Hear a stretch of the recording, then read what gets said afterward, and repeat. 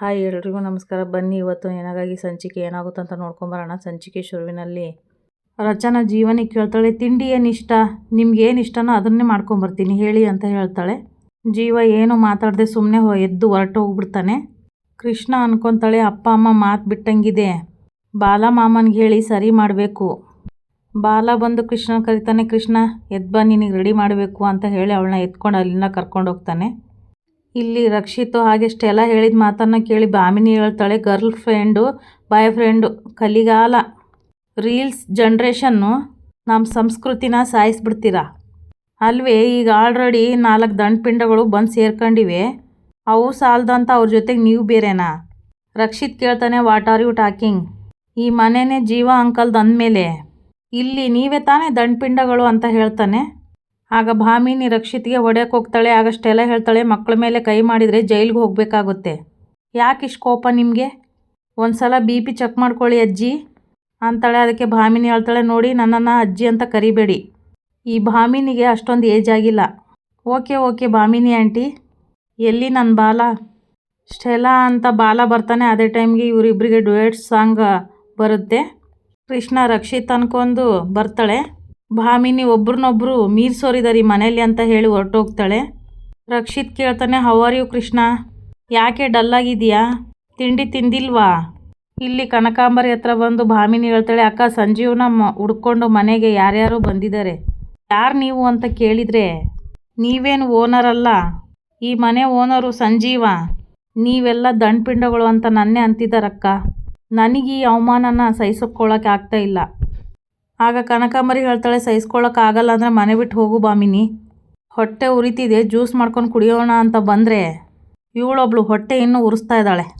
ಭಾಮಿನಿ ಹೇಳ್ತಾಳೆ, ನಮ್ಮ ಮನೆ ದೊಡ್ಡ ಪಿಲ್ಲರ್ ನೀವು, ನೀವೇ ಹೀಗೆ ಅಂದ್ಬಿಟ್ರೆ ಹೇಗಕ್ಕ, ಇಲ್ಲಿ ನಡೀತಾ ಇರೋದನ್ನೆಲ್ಲ ನೋಡಿದರೆ ಆಸ್ತಿಲಿ ನಮಗೆಲ್ಲ ಒಂದು ಗುಲ್ಗಂಜಿಯಷ್ಟು ಏನು ಸಿಗಲ್ಲ ಅಂತ ನನಗನ್ನಿಸ್ತಾ ಇದೆ, ನೀವೇ ಏನಾದರೂ ಮಾಡಿ ಅಕ್ಕ. ಕನಕಾಂಬರಿ ಹೇಳ್ತಾಳೆ, ಭಾಮಿನಿ ಎಲ್ಲ ನಾನೇ ಮಾಡಬೇಕು ಅಂತ ಯಾಕೆ ಎಕ್ಸ್ಪೆಕ್ಟ್ ಮಾಡ್ತೀಯ ನೀನು ಏನಾದರೂ ಮಾಡ್ಬೋದಲ್ವಾ? ಭಾಮಿನಿ ಹೇಳ್ತಾಳೆ, ನಿನ್ನೆ ರಾತ್ರಿಯಿಂದ ನನಗೆ ಬರ್ತಾ ಇರೋದು ಒಂದೇ ಯೋಚನೆ, ಈ ಚಾಕುನ ತಗೊಂಡು ಹಂಗೆ ಕಚ ಅಂತ ಚುಚ್ಚಿಬಿಡೋಣ ಅಂತ ಅನ್ನಿಸ್ತಾ ಇದೆ. ಯಾರನ್ನ ಅಂತ ಕನಕಾಂಬರಿ ಕೇಳಿದಾಗ ಭಾಮಿನಿ ಹೇಳ್ತಾಳೆ, ಇನ್ಯಾರನ್ನ, ರಚನನ್ನ. ಅಕ್ಕ ಕೃಷ್ಣನ್ಗೆ ಗಾರ್ಡಿಯನ್ ರಚನಾ ಅಲ್ವಾ, ಬೈ ಚಾನ್ಸ್ ಅವಳಿಗೆ ಏನಾದರೂ ಆಗಿ ಸತ್ತೋದ್ರೆ?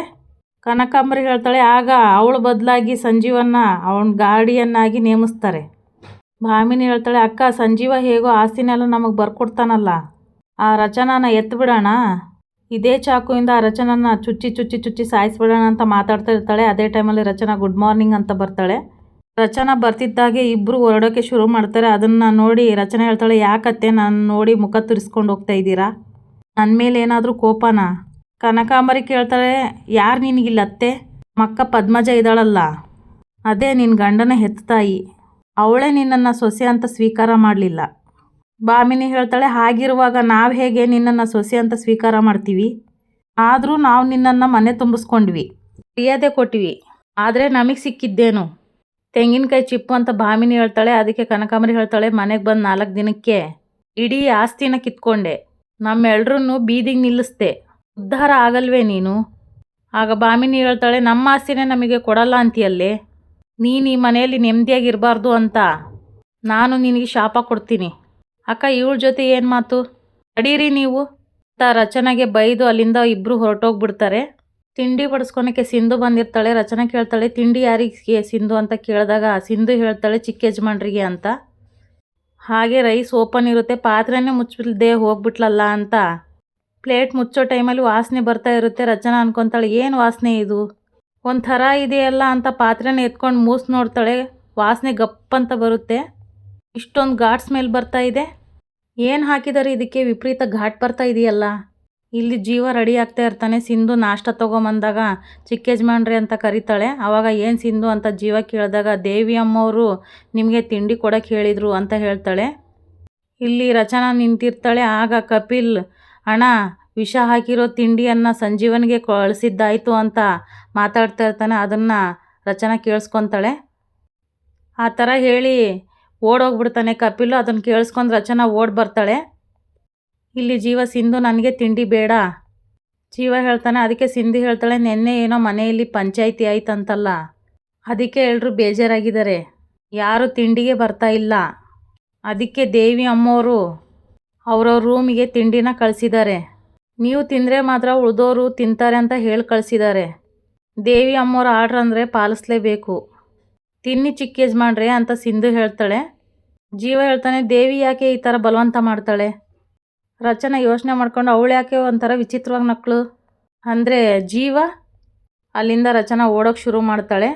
ಇಲ್ಲಿ ಜೀವ ಹೇಳ್ತಾನೆ, ಸಿಂಧು ಆ ನೀರಿನ ಗ್ಲಾಸ್ನ ಇಲ್ಲಿ ಇಟ್ಬಿಟ್ಟು ನೀನು ಹೋಗು, ನಾನು ತಿಂಡಿ ತಿಂತೀನಿ ಅಂತ ಜೀವ ಹೇಳ್ತಾನೆ. ಆಗ ಸಿಂಧು ಹೇಳ್ತಾಳೆ, ಚಿಕ್ಕ ಯಜಮಾನ್ರೆ ದೇವಿ ಅಮ್ಮನವ್ರು ಹೇಳಿದ್ದಾರೆ ನೀವು ಈ ತಿಂಡಿ ತಿಂದು ಮುಗಿಸಿದ ಮೇಲೆ ನೀನು ಅಲ್ಲಿಂದ ಬರಬೇಕು ಅಂತ ಹೇಳಿದ್ದಾರೆ, ನೀವು ತಿನ್ನಿ ನಾನು ಇಲ್ಲೇ ಇರ್ತೀನಿ ಅಂತ ಅವಳು ಹೇಳ್ತಾಳೆ.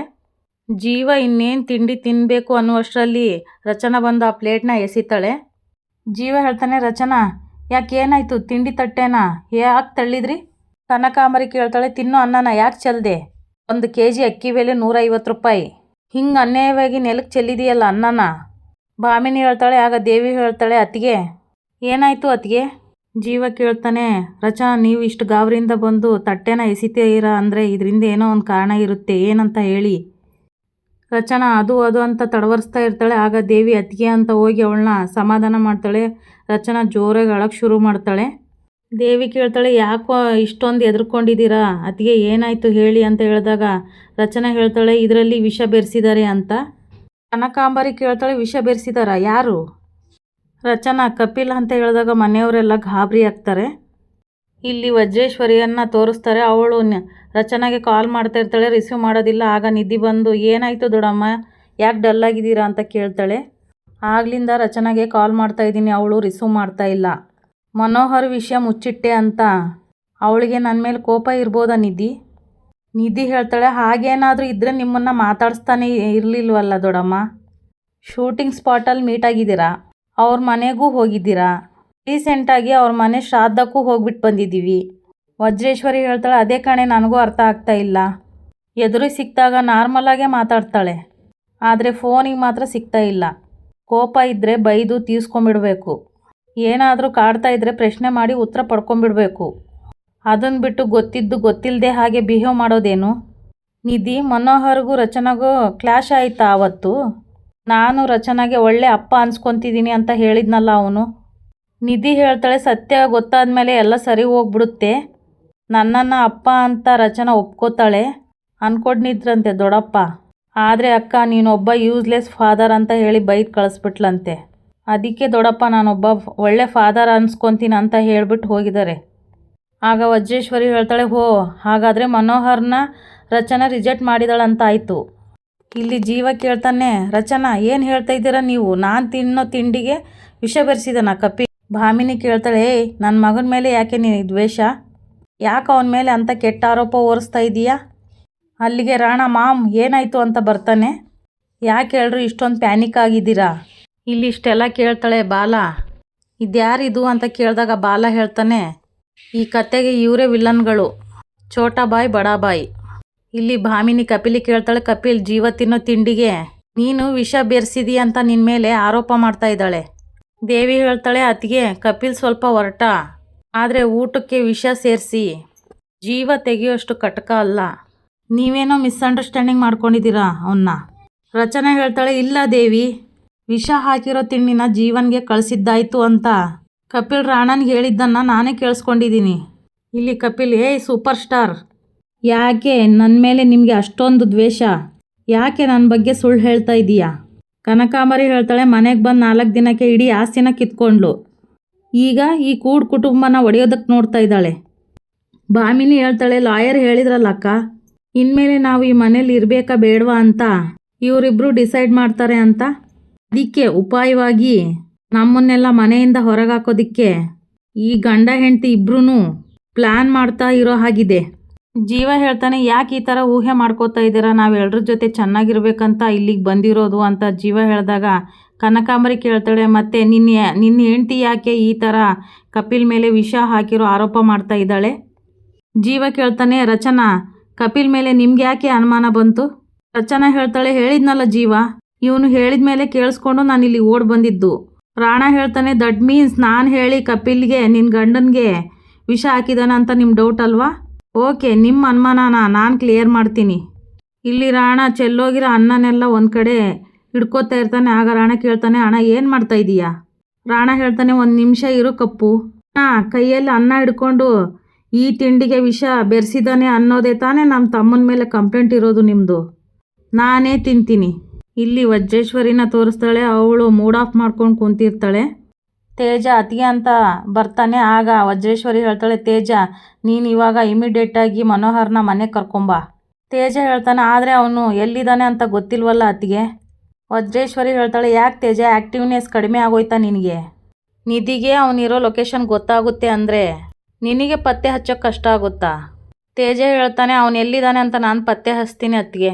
ಆದರೆ ಈಗ ಯಾಕೆ ಮನೋಹರ ಮನೆಗೆ ಬರಬೇಕು ಅಂತ ಬಯಸ್ತಾ ಇದ್ದೀರಾ ಅತ್ತಿಗೆ? ಅವನು ಇಲ್ಲಿರೋದಕ್ಕೆ ಇಷ್ಟ ಇಲ್ಲ ಅಂತ ಅಲ್ವಾ ಅವನು ಹೊರಗಿರೋದು? ನಾವ್ಯಾಕೆ ಅವನ್ನ ಡಿಸ್ಟರ್ಬ್ ಮಾಡಬೇಕು? ವಜ್ರೇಶ್ವರಿ ಹೇಳ್ತಾಳೆ, ಅವನು ನಿನಗೆ ಅಣ್ಣ ತೇಜ, ನನಗೆ ಮೈದುನ. ಕೋಪ ಮಾಡ್ಕೊಂಡು ಹೋದ ಅಂತ ಬಿಟ್ಬಿಡೋಕ್ಕಾಗುತ್ತಾ? ತೇಜ ಹೇಳ್ತಾನೆ, ಅತ್ತಿಗೆ ಹೀಗೆ ಹೇಳ್ತಾ ಇದ್ದೀನಂತ ತಪ್ಪು ತಿಳ್ಕೊಬೇಡಿ. ಸ್ಟ್ರಾಂಗ್ ರೀಸನ್ ಇಲ್ಲದೆ ನೀವು ಯಾವ ಕೆಲಸನೂ ಮಾಡಲ್ಲ. ವಜ್ರೇಶ್ವರಿ ಹೇಳ್ತಾಳೆ, ನಿಜಾನೇ. ಕೆಲವು ವರ್ಷಗಳ ಹಿಂದೆ ನಡೆದದ್ದ ತಪ್ಪನ್ನು ಸರಿ ಮಾಡಬೇಕು ಅಂತ ಅಂದ್ಕೊಂಡಿದ್ದೀನಿ. ಮನೋಹರ್ನು ರಚನಾನು ಒಂದು ಮಾಡಬೇಕು ಅಂತ ಅಂದ್ಕೊಂಡಿದ್ದೀನಿ. ನನ್ನಿಂದ ಬೇರೆ ಬೇರೆ ಆದ ತಂದೆ ಮಗಳು ನನ್ನಿಂದನೇ ಒಂದಾಗಲಿ ಅಂತ. ನಾನು ಅವ್ರ ವಿಷಯದಲ್ಲಿ ಮಾಡಿರೋ ತಪ್ಪಿಗೆ ಅದೇ ಪ್ರಾಯಶ್ಚಿತ. ತೇಜ ಹೇಳ್ತಾನೆ, ನಾನು ಅವನ್ನ ಈಗಲೇ ನಿಮ್ಮ ಮುಂದೆ ಕರ್ಕೊಂಬಂದು ನಿಲ್ಲಿಸ್ತೀನಿ ಅತ್ತಿಗೆ ಅಂತ ಹೇಳಿ ಅಲ್ಲಿಂದ ಹೊರಟೋಗ್ತಾನೆ ತೇಜ. ಕನಕಮರಿ ಬೇಡ ಕಣೋ ರಾಣ ಅಂತ ಹೇಳಿದಾಗ ರಾಣ ಹೇಳ್ತಾನೆ, ನೀವು ಈಗ ತಡೆದ್ರೆ ಇವ್ರ ಡೌಟ್ ಇನ್ನೂ ಜಾಸ್ತಿ ಆಗಲ್ವಾ ಮಾಮ್? ಜೀವ ಹೇಳ್ತಾನೆ, ರಾಣ ಬೇಡ ಬಿಡು, ನಿನ್ನ ಮೇಲೆ ನನಗೆ ನಂಬಿಕೆ ಇದೆ. ರಾಣ ಹೇಳ್ತಾನೆ, ಆದರೆ ಸೂಪರ್ ಸ್ಟಾರ್ಗೆ ನಂಬಿಕೆ ಇಲ್ವಲ್ಲ ಬ್ರೋ? ಸೂಪರ್ ಸ್ಟಾರ್, ನಿಮ್ಗೊಂದು ವಿಷಯ ಗೊತ್ತಾ? ನಾನು ಸಂಜೀವನ ಎತ್ತಬೇಕು ಅಂತ ಯೋಚನೆ ಮಾಡಿದರೆ ಇವನು ಇಷ್ಟು ವರ್ಷ ಬದುಕ್ತಾನೇ ಇರಲಿಲ್ಲ. ಆಫ್ಟರ್ ಆಲ್ ಇವನು ನನ್ನ ಅಣ್ಣ. ನಮ್ಮ ಮಧ್ಯೆ ಎಷ್ಟೇ ಕಿರಿಕು ಇದ್ದರೂ ಒಬ್ಬರು ಪ್ರಾಣ ಒಬ್ಬರು ತೆಗೆಯೋರಷ್ಟು ಕೆಟ್ಟವರಲ್ಲ ನಾವು. ಹಾಗಂತ ತಿಂಡಿನ ತಿನ್ನೋಕ್ಕೆ ಶುರು ಮಾಡ್ತಾನೆ ರಾಣ. ನೋಡಿ, ತಿಂಡಿನ ತಿಂತಾ ಇದ್ದೀನಿ. ನನಗೇನಾದರೂ ಆದರೆ ನೀವು ಗೆದ್ದ ಹಾಗೆ. ನಿಮ್ಮ ಕೈಯಿಂದನೇ ನನಗೆ ಅಂತಿಮ ಸಂಸ್ಕಾರ ಮಾಡಿ. ಬೈ ಚಾನ್ಸ್ ನಾನು ಬದುಕಿದ್ರೆ ಅಂತ ಹೇಳ್ತಾನೆ. ಇಲ್ಲಿಗೆ ಈ ಸಂಚಿಕೆ ಮುಗಿಯುತ್ತೆ. ಯಾರೆಲ್ಲ ನನ್ನ ಚಾನಲ್ ನೋಡ್ತಾಯಿದ್ರು ದಯವಿಟ್ಟು ಸಬ್ಸ್ಕ್ರೈಬ್ ಮಾಡ್ಕೊಳ್ಳಿ. ಹಾಗೆ ಒಂದು ಲೈಕು ಶೇರು ಮಾಡಿ, ಫ್ಯಾಮಿಲಿ ಫ್ರೆಂಡ್ಸಿಗೂ ಶೇರ್ ಮಾಡಿ. Thank you for watching.